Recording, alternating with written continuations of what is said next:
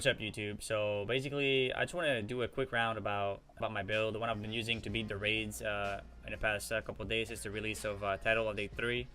And basically, I'm using a very similar build to Nick 2's build, for the difference of a couple of little things.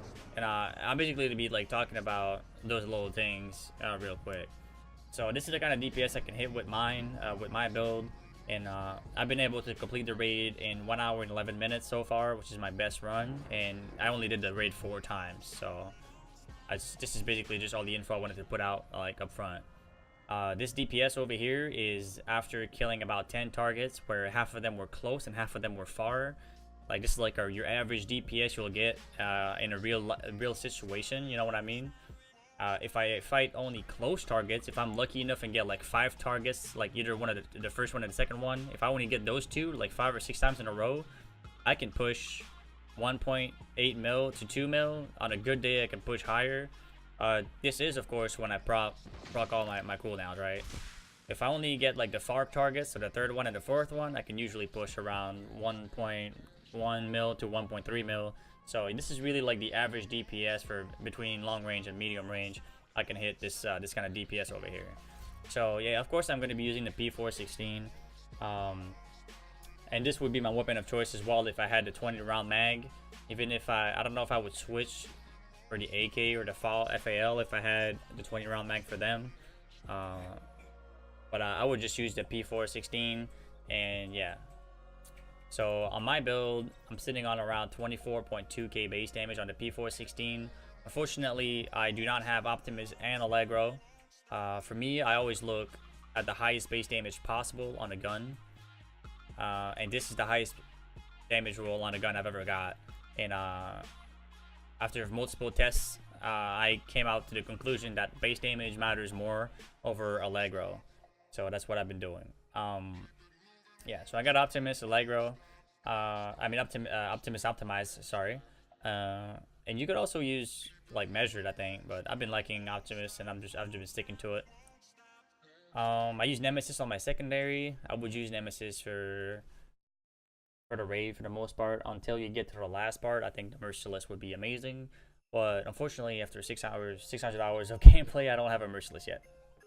So yeah, RIP RNG. There's people in worse situations than you.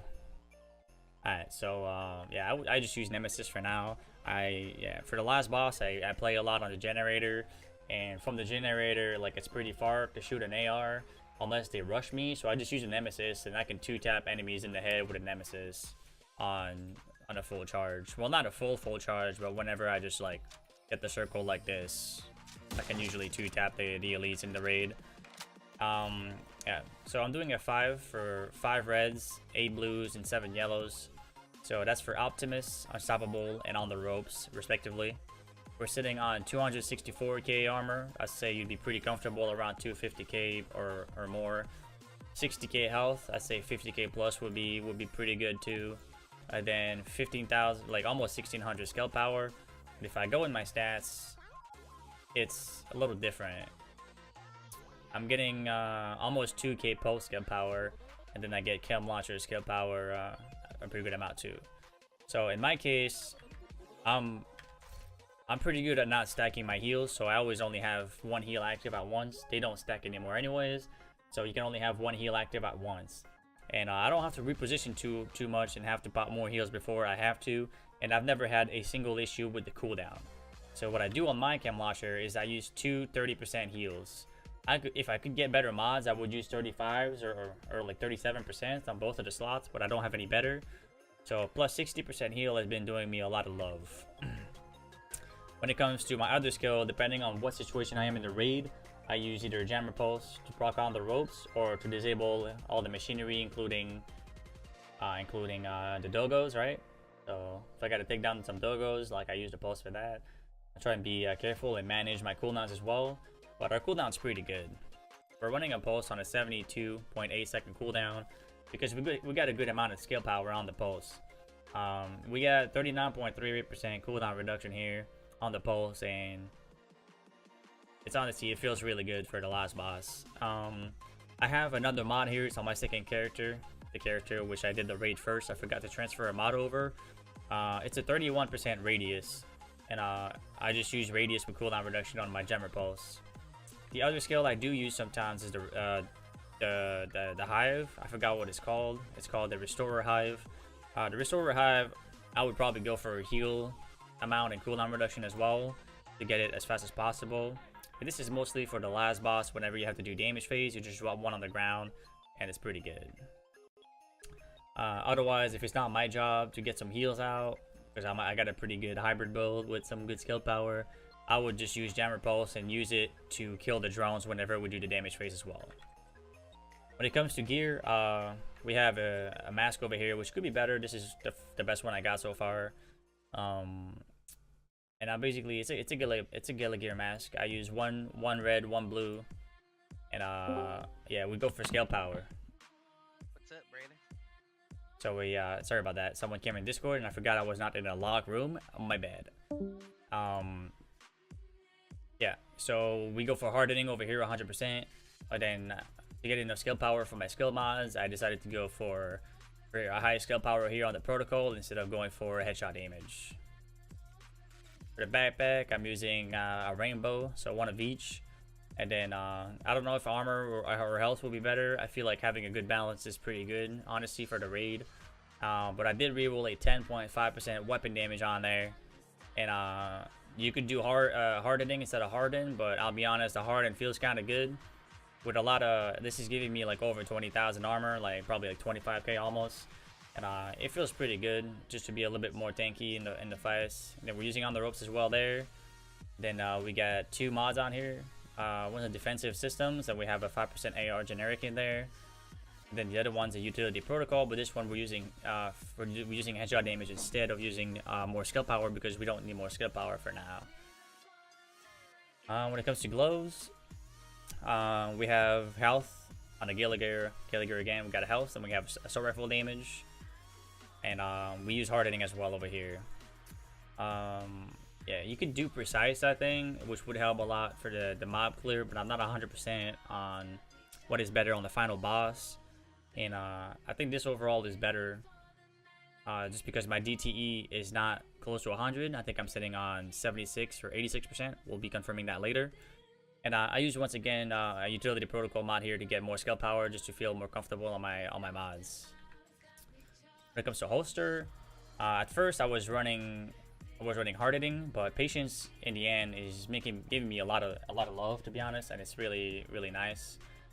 And I went for percentage armor here, but you could also have like a really fat like 15,000 roll for armor, and it would pretty much be equivalent towards the end. And yeah. So for defensive protocol, I have a defensive protocol mod here with 7.5k health, which is what I'm using now. I'm not sure I don't have another AR generic, so for my defensive systems over here. So I've only been using a generic mod like 4% for now, which feels pretty good, to be honest. I don't know, if you want more damage, I could get more damage here by 5% if I have another mod. I would probably try it out and see how it feels. Then we have a DNH holster. It's giving us 2 yellows, which is perfect. Really fast skill power roll here, which is really nice for the build. And then I would probably do hard hitting here instead of devastating. But yeah, regardless, it feels pretty good. And then we have a utility systems mod slot here, which we use to get more pulse skill power in general, and chem launcher skill power. Once again, for the to get the weapon mods, I mean the skill mods that we need for the hybrid build.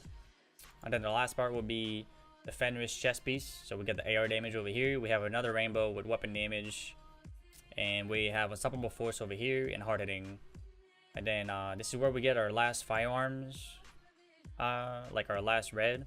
I have an offensive system mod slot, which works for the build, and this is what I have. I have a 6% assault rifle damage with 1% damage to armor and 0.5% weapon damage, which is, in my opinion, one of the best mods you could possibly get for an AR build. And that's why I didn't mind having a red mod slot for a change, because what else would I do with my reds? There's nowhere else I can get weapon damage. I got weapon damage on the 3 places you can get weapon damage. The only big difference could be if I got like a yellow slot or a blue slot. Probably a yellow slot. And I would basically, if I get a yellow slot here, I would drop the weapon damage that I was talking about. And instead of getting skill power here, which is a really low amount of skill power anyways, I could basically get that on a protocol or a systems mod slot. And I would put like I would reroll like a 20 or 24% headshot damage. That's what I would probably do on a perfect situation. But, you know, I haven't got the pieces yet, so I'm just working with what I have. I've been trying to fit 2 Fenris in the build as well, because 2 Fenris would give protection from elites, and we play survivalist to get more protection from elites, more flat damage, and we also use it for the crossbow on the last part, which is honestly super useful to take the Vance down. Yeah, so that's pretty much it for the build. I'm gonna go through the stats, which is like the last thing. Actually, let's talk about the pistol slot. Pistol slot honestly doesn't matter, but I do use in rhythm, and sometimes it can be pretty clutch. And it gives you a small chance to refresh all your cooldowns, which, you know, is pretty nice. So I don't know, this is like a little thing I was thinking about, and I don't know, it feels really good to have that on the build, and sometimes it really saves you. So yeah, that's pretty much it for all the build itself. We're gonna go into the stats right now and check it out. So we have our talents we talked about earlier. Talents again. So I don't know why it says 27.8k weapon damage here, but it's 24.2 I think weapon damage for the P416. I could get more headshot damage if I had the chest piece I was talking about earlier as well. And then yeah.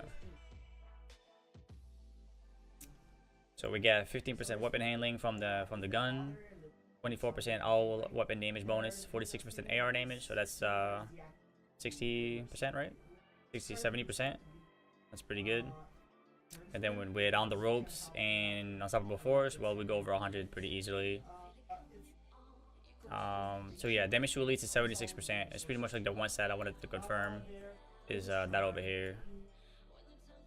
And then armor health value, we already had that. The health regen, it's kind of whatever, to be honest. Got 20 resistance to everything. And then yeah, almost 2000 skill power for the pulse, and the cam launcher is at 1843. That's pretty much it for the build.